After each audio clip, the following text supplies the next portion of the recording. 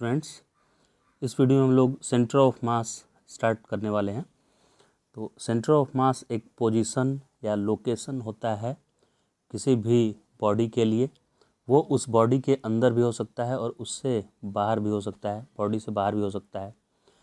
अगर उस पॉइंट पे सेंटर ऑफ मास ऐसा पोजीशन या ऐसा लोकेशन है किसी बॉडी में जिस पॉइंट पे फोर्स लगाने से वो बॉडी प्योर ट्रांसलेशनल मोशन करता है, मतलब रोटेट नहीं करेगा, वो एकदम स्ट्रेट लाइन में चलेगा अगर उस पॉइंट पे फोर्स अप्लाई करेंगे तो। जैसे एग्जांपल यहाँ पे मैं दे रहा हूँ, एक 1 किलोग्राम का एक ऑब्जेक्ट है छोटा सा, और यहाँ पे 4 किलोग्राम का एक ऑब्जेक्ट है, और जिसको एक रिजिड रॉड से ऐसे कनेक्ट किया हुआ है।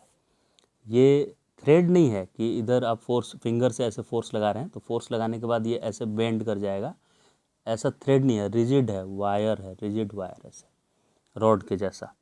तो इस पे आप फोर्स अगर अप्लाई करेंगे यहाँ पे तो ये रॉड कुछ ऐसा, इसका 1 kg ज़्यादा आगे निकल जाएगा और 4 kg रह जाएगा पीछे यहाँ पे फोर्स लगाने से।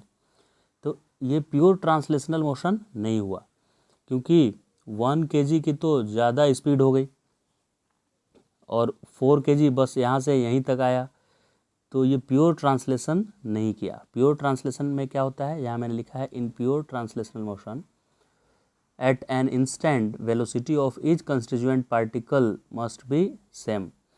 यहाँ पे 4 का तो कम वेलोसिटी है और 1 का ज़्यादा वेलोसिटी है, क्योंकि ये आगे निकल गया है यहाँ और ये उतने समय में इतना ही आया है।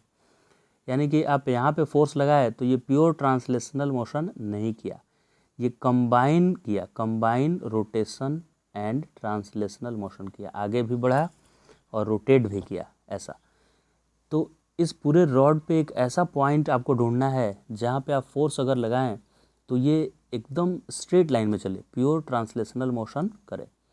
तो वो पॉइंट यहाँ पे कहीं पे मिलेगा जहाँ पे ज़्यादा लार्ज मास जहाँ पे है उसके पास में मिलेगा।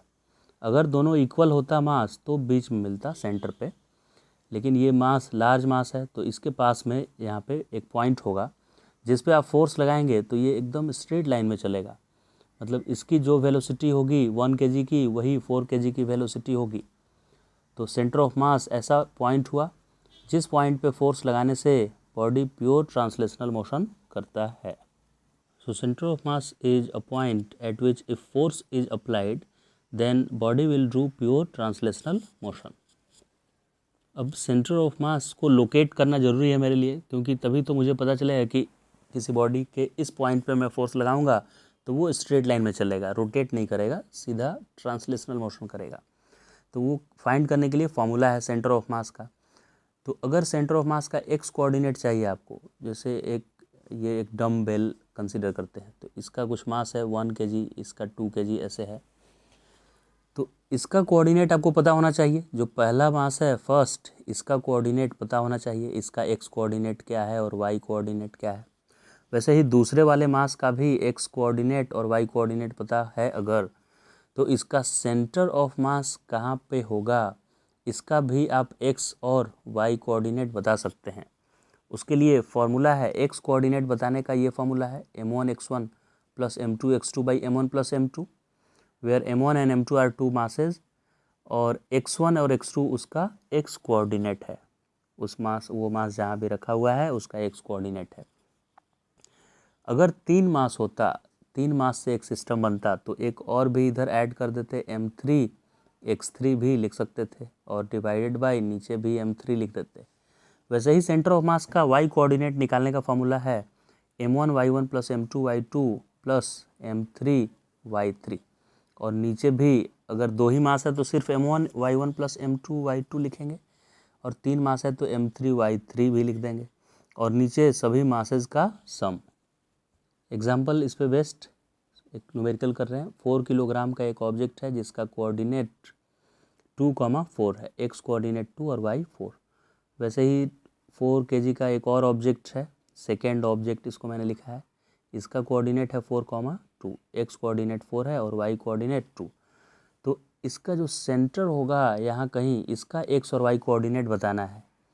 तो सेंटर का फॉर्मूला अभी मैंने बताया था आपको, m1x1 plus m2x2 by m1 plus m2।